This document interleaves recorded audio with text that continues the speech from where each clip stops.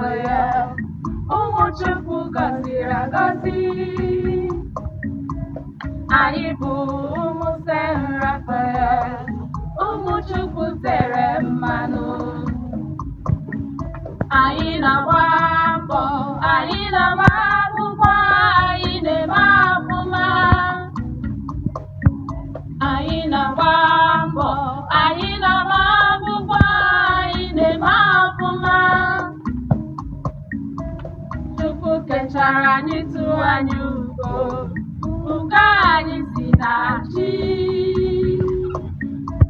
Chukwu kechara anyị chọọ anyị mma, mma anyị si na chi.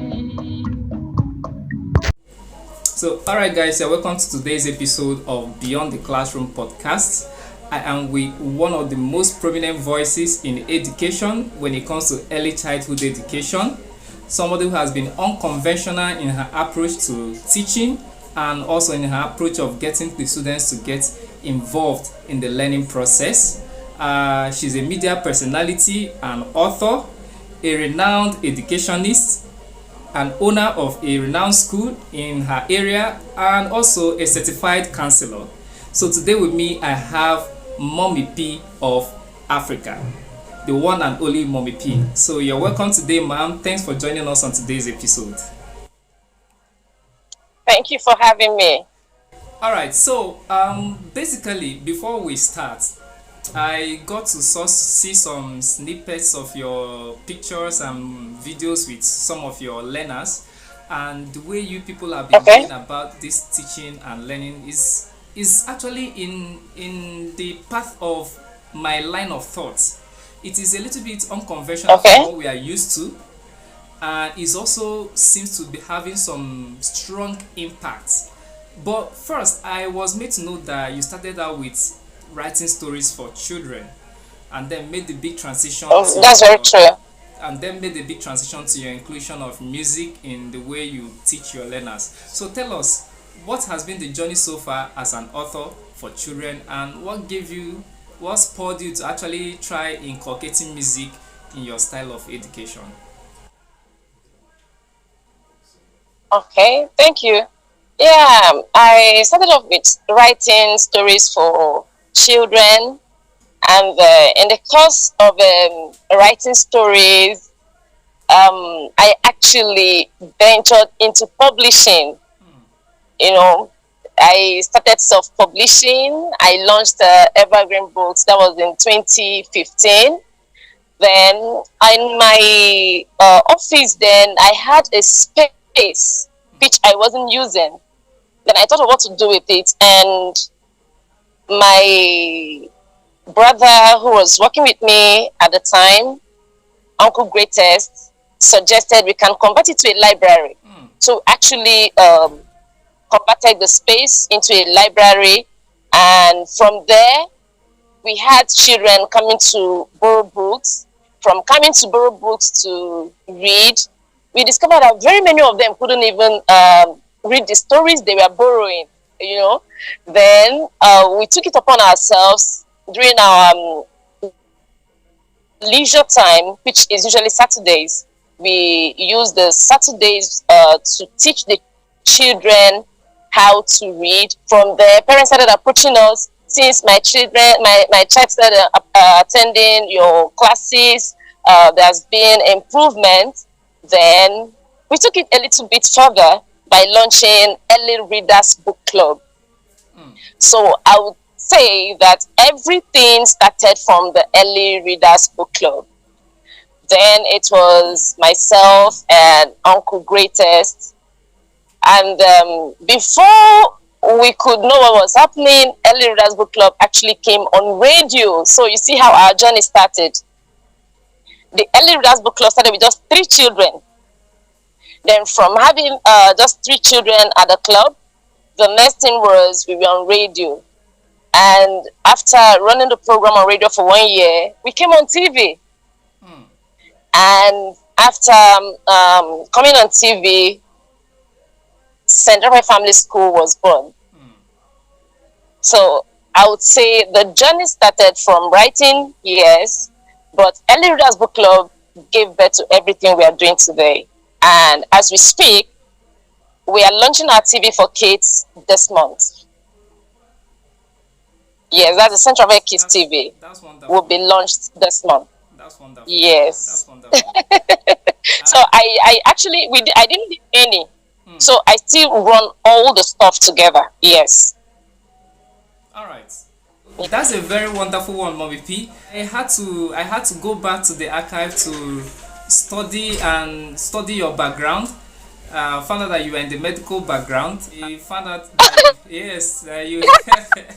So I was beginning to wonder, like, why the switch Yes. to education, and in particular, why educating the early years? Like something must have propelled you to actually target this particular age range, and then also moving swiftly away from the medical line to focus solely on education.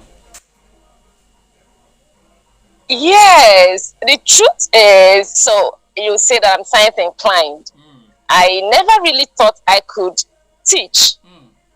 In fact, for me, if you had met me like 10 years ago, I would tell you I would never be a teacher. But I think everything changed during my youth service. I was posted to 6th Battalion Army Barracks in their hospital. Yeah, so I was trained as a peer educator during my NYC days. And we usually go for our outreach in schools, secondary schools. So we discovered that each time we visited schools, and it got to my turn, like to address the kids, the attention is usually different. Like the energy is always different, and my superiors got to notice that. Yeah. So they started giving me more assignments, because the teenagers, maybe I would say, I don't know, but I feel it's something that has to do with my size. Yeah. I was very much young, so maybe they looked up to me like, yeah, one of them, so they were relating with me freely. So, and I discovered that in the process, I developed interest, a particular interest in these things. So I took it upon myself. Yeah, so I started going there more often, running some programs with them. Then at a point, I became a volunteer teacher. They were not paying me, but I was just doing. Yes, Wow. I did. Yes, I did a project in Akwa Ibom State, 2012, which made the state recommendation. Yes, it was for children and teens. Wow. So So this was that's during yes, that was when. this was during your NYSC. Yes, even the 6th Battalion supported my project, Wow. which I did with the teenagers in Akwa Ibom State. Wow.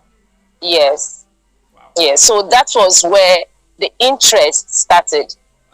With your writing over the years, normally I've always been an advocate of unconventional methods of teaching, because of recent there is this inclusion of music in your approach to teaching Yes. your learners. So over the years, Yes, with this idea of the music, what gave you the idea that children can actually grasp maybe the learning or the purpose of your gathering them together through music? Like what inspired you to start including music in your approach to teaching the learners around you? yeah. What actually led to this is, the fact that I kept researching how best to teach my pupils. Being a rural teacher, my school is located in the rural area. Okay. And there, yes, the way they learn is different from Yes. those in the urban. Yes. So, and these children in the rural area, most of them don't like going to school. Even their parents don't see school as, yes, they don't see it as an obligation they owe the children. So for them, even at, you see a child of 15 years and he or she hasn't been to school before. So I thought of how to make learning more fun, because I discovered that many of them saw learning as something really, really difficult. So I had to infuse music in my teaching. And it actually What like magic? gave us, yes, we had improved learning outcomes. Like, one, I discovered that it enhances concentration in children. In fact, my class became one of the most sought out for. Wow. Like, yes, they look up to my class. In fact, if I don't come to school, it's a problem. They look forward to my class. Yes, and even the younger ones, they look forward to our classes. And then each time they are waiting for the songs. So now we have been able to achieve something, and that is the children's interest. And then again, if you listen to the songs, it's actually most times it's about a topic we are learning. Oh. Yes, like when I taught them about the 7 continents, I thought of a way to, make it stick right there that they don't forget it, even when you wake them up from sleep. And then music was the answer. I converted into a song, and till now, wake them up in the midnight, wake them up anytime, they will give you the 7 continents. Because Yes. I was Then, that. okay. Yes, I was Yes, then we have songs like, I will circle back. yes, we also have like the planet song. Each time I'm to have a class with them, I think of the best way to pass my message, the best way the children can learn. How do I make the class fun? Children can only learn from you when they are happy. True. They can only learn when the class is effective. And for me, I also believe that if learning isn't fun, then it's not effective. True. So that is how I infused music in my teaching. Like it's a good approach to it. Many people will feel like, yeah, we normally inculcate music in the way we teach our children, but the way you use the music is what makes it unique. Like the messages. Yeah. Yes, I've actually had the privilege. Thank you for sharing some of the lyrics with me, and I read it and I was, Oh, thank you. this is something that we normally don't find in our traditional Nigerian system of education. And then having this quality of education around them is to be cherished very well. And Okay, let me shock you. This morning, yeah, a group of women blocked my gate. ah, I was surprised. They said they are from the community. I didn't know them. wow, They were from the community, and their kids are huge fans of MommyPee and Friends. oh, They said they wanted their kids to join the early readers book club, that they are huge fans of MommyPee and Friends. And I was shocked because I didn't know these women. They were begging me, so I told them I actually have a group of children I'm working with, yeah, and then we're in partnership with schools. So we don't really work with individual kids. But this time around, we have no choice, and we'll actually be starting this one officially this Saturday. yeah. We are having the children from Ameke community So for the first time. a new group of children will be joining you guys from a totally different branch. Yes. That is the level of impact that your technique has had over the time. And while I said I will Exactly. go back to something before I forget. Okay. You have a very strong media presence. Expose these learners to media houses where they go to anchor programs alongside you. Now, Exactly. this is a very big confidence boosting exposure. So I want to, True. yeah, has there been any significant improvement from what is expected, like these children that are regularly exposed to the media houses to do educational programs? Has there been any significant difference from those Of that course. really have not been exposed to such an environment? Massive improvement. Very many of them were timid when they joined. Yeah. They could barely read, not to talk of speaking in public. But over time, after joining the school and the club, They started reading. Then, secondly, we've been able to build their confidence. They are not afraid of the cameras. They're not afraid of people. They can speak anywhere. Like the Cerebral Kids TV, which we are launching this month. It's all about kids. Our programs are designed for children, and it is anchored by children. Last week, they were on the streets running interviews for adults. Yes. And do you know that most of the adults they approach decline to speak because they were having this phobia? Exactly. Some of them were afraid of making a mistake.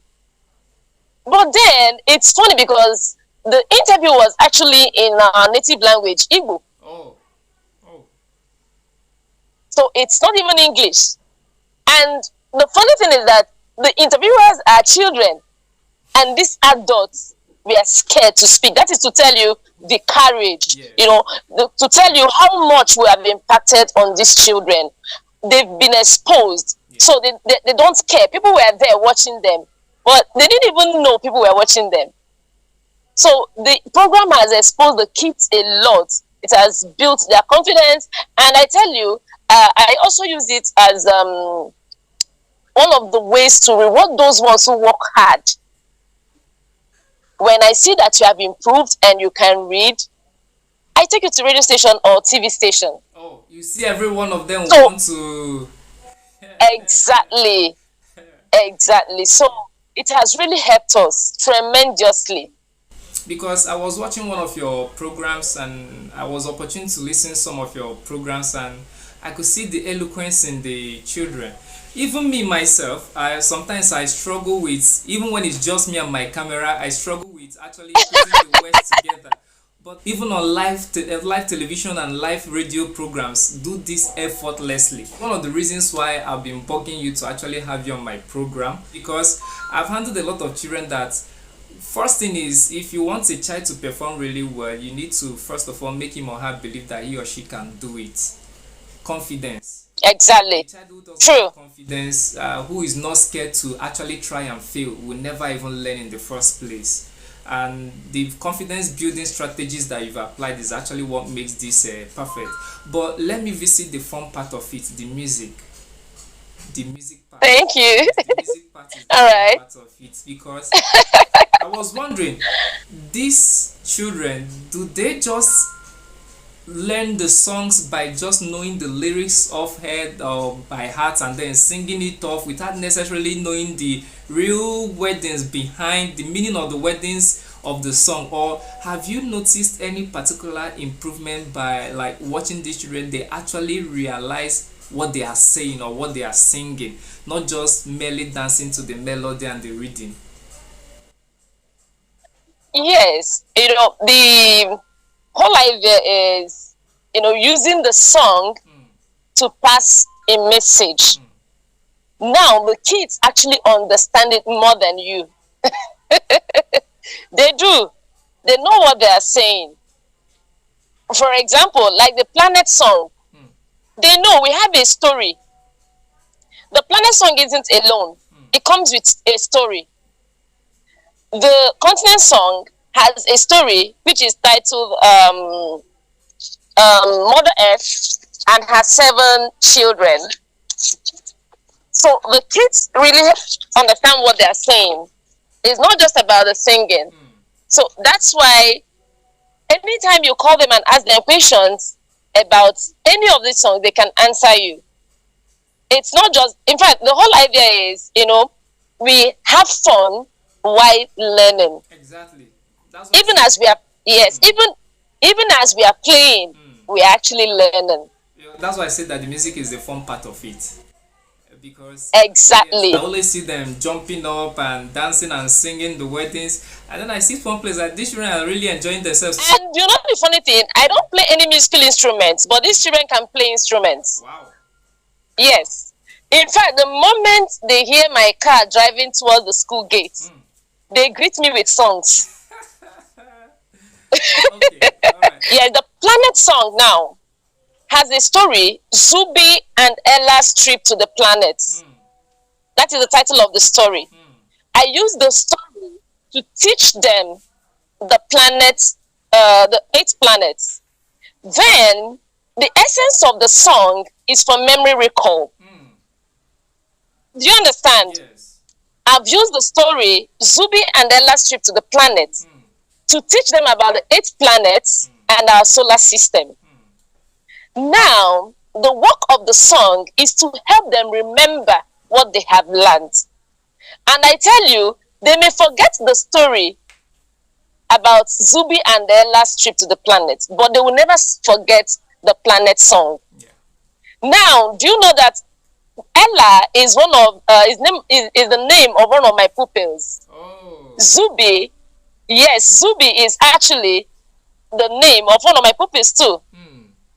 And as we speak, Ella have told the parents that she wants to be an astronaut. Oh. In the story, Ella was an astronaut. Oh, okay. Why Zubi?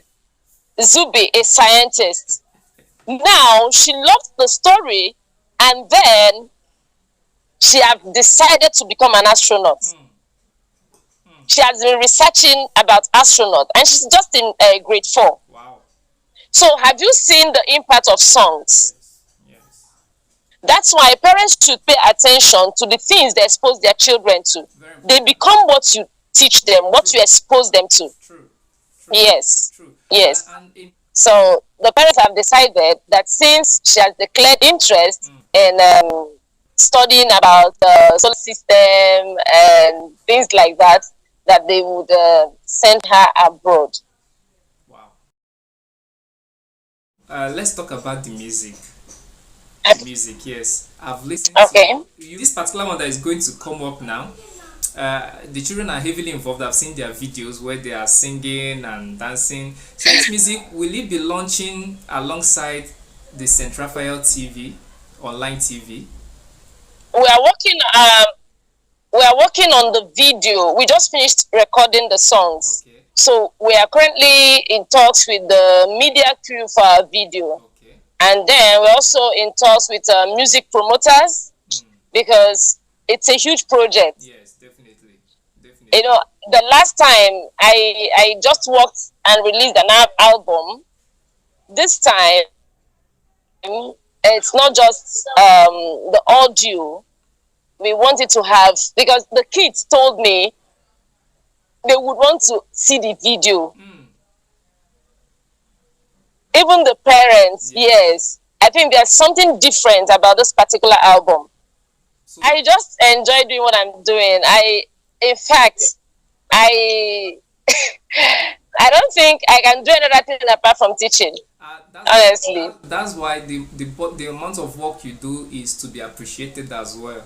Because it's a whole, as much as it's nothing to you, but anybody who comes close to see the amount of investment, not just in finances but in time that you put in, is actually worth appreciating as well.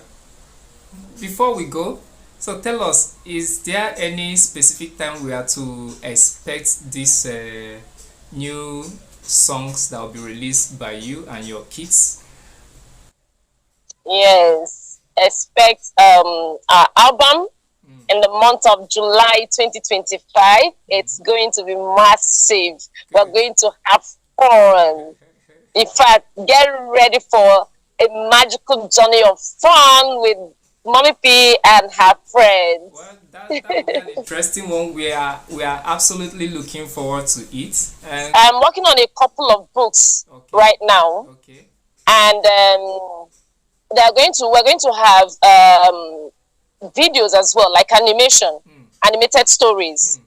We're going to print them in hard copies. We're also going to be releasing animated stories for kids. So all these are coming out this year. And that reminds me, I was saying I saw a flashcard you made. Yes, alphabet and phonics flashcard. Okay, because it has phonics symbols and the sounds. Just throw a little more light on. Has there been your approach to the way you teach children to learn to read? Like, has it produced any significant improvement so far? Yes, I once had a child who had a learning disability. He had a speech impediment. He couldn't read and he couldn't pronounce certain words properly because of his tongue. Yeah. And they were attending a very expensive school in the coal city here. It's embarrassing when your kids and other children, the peers, come out and they can't express themselves. You see your own struggling. Yeah. They ask them simple questions that they should know at their age, and you find out that yours is struggling. Yet, you spend heavily on their education. Someone commended you, and that's why I brought my only son to you. I am not a magician, but I'm going to try my best. So I started working with the children. There were 3 of them, but the main focus was on the boy with the speech impediment. The first day this boy read on radio, the mother called me crying. Wow. Wow. Yes. In fact, it was the boy's testimony that actually led to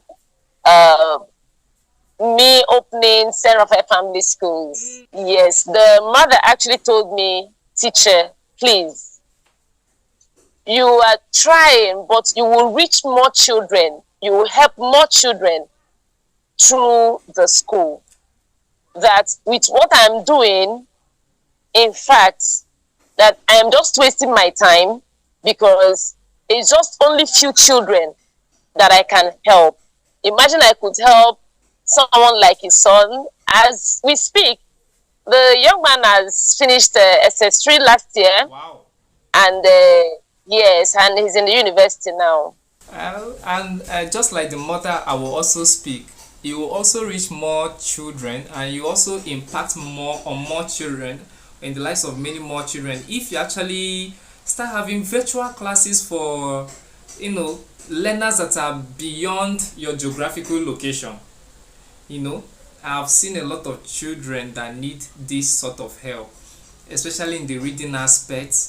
And I've met some parents who have actually mentioned that because their child was tongue-tied from birth and then started learning to talk, they find reading to be a little bit of a problem.